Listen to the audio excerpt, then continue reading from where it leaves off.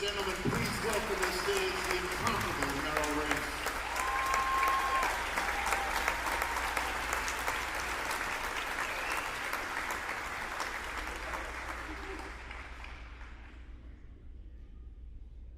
You know, I still get nervous watching Deshaun Jackson because there's a guy coming up from behind him, and I think he's going to ruin my life by making the tackle. It is so great to be here with you tonight. It really is, and it is an honor. I was awed by all of the great people here at this stage. As you heard, I did once upon a time think about being a quarterback, but that ended rather early, by 8.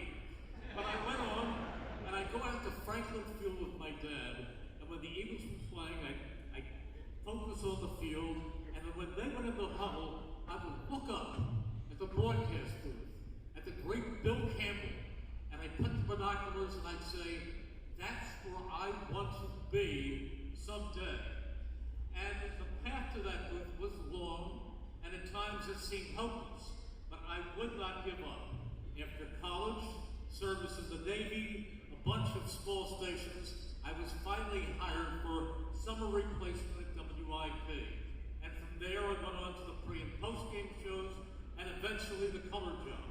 I moved into the number 1 chair, as you heard, with 2 games to go in the 1977 season, and I was hired the following spring for the job full-time.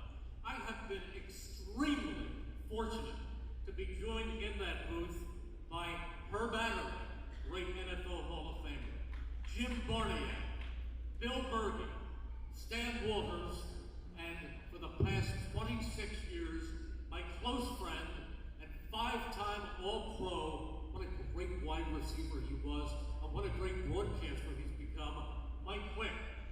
My producer, Joe McPeak, keeps everything in order, and my spotter and statistician, Bill Wardell and Terry Small, are really very, very professional at their jobs. You know, I also owe a debt of gratitude to my dear friend and mentor, Hall of Fame coach, Dick Vermeil, for so much teaching he's done with me. He's taught me so much football, and Dick is here tonight. The support I've received from WIP Radio has been tremendous, and our leader, David Yadgaroff, is here tonight. Jeffrey Lurie and his Eagles organization are first class, and the Eagles president, Don Smolensky, has joined us here tonight. And certainly, my wife, Cindy, our children, Nolan and Ida, you make everything so worthwhile. Thanks to all of my wonderful family members and friends who made the trip to Canton. That means so much to me.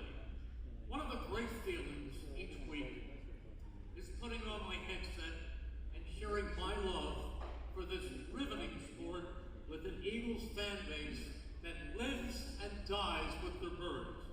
Each game, when we're standing for the national anthem, each game, I have 2 thoughts that echo through my mind. There's no place in the world where I would rather be, and there's nothing in the world I would rather be doing.